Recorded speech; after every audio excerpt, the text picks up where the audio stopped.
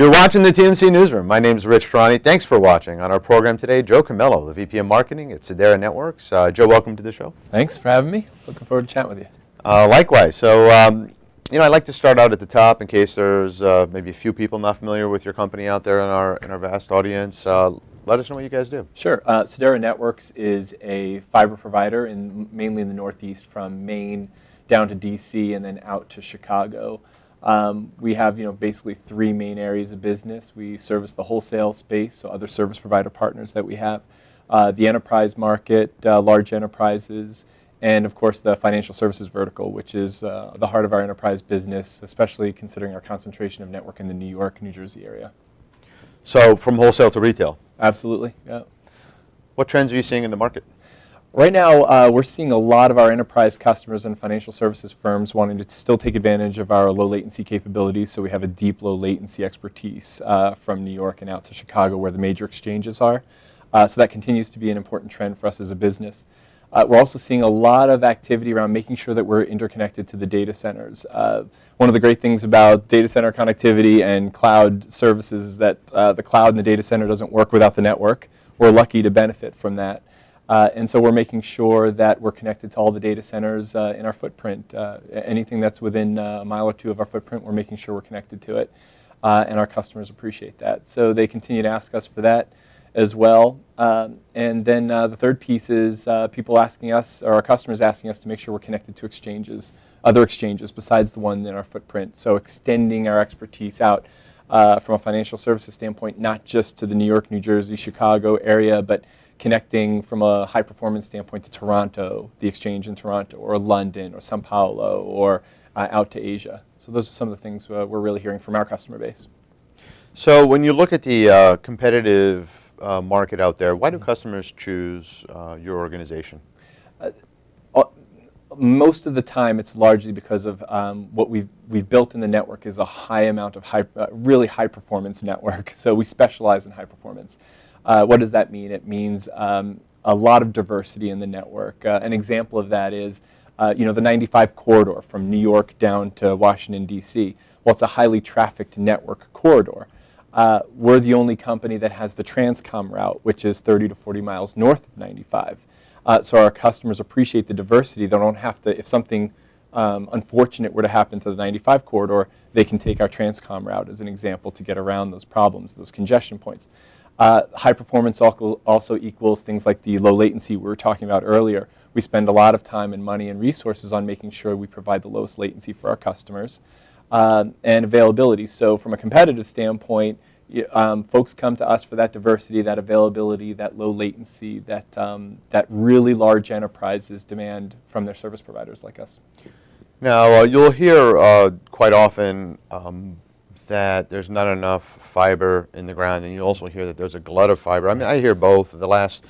Certainly after the CLEC implosion, sure, we did have a lot of fiber in the ground. The question is, do we still have a glut, or do we not have enough, or does it depend on the location? Yeah, I think it's highly dependent on the location.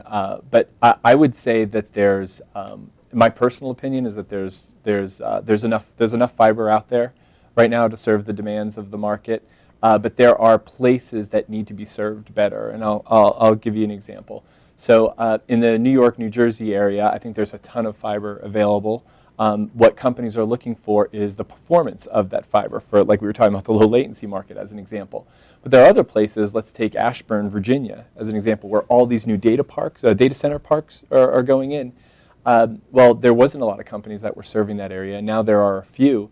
But you need a lot of fiber and a lot of capacity out of those data centers for the content guys like Facebook and Amazon and the financial services companies that are trying to back up and recover there.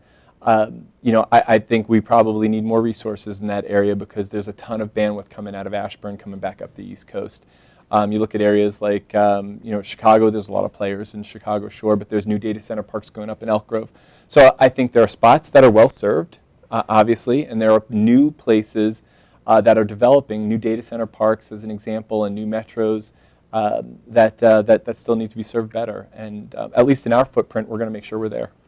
And so, I mean, you have a footprint which, I mean, arguably has had a lot of competition just because it's such a dense area and there's a lot of money there, and so there was a lot of investment. Yeah. I guess the areas where the cell phone towers are examples as well of places that generally are not served, right? It may have like a few T1s going to them, and now there's no fiber, and you need massive amounts of fiber because of all the smartphones, right? That's truth, yeah. You know, I'd say the mobile backhaul market is something people have been talking about for a long time.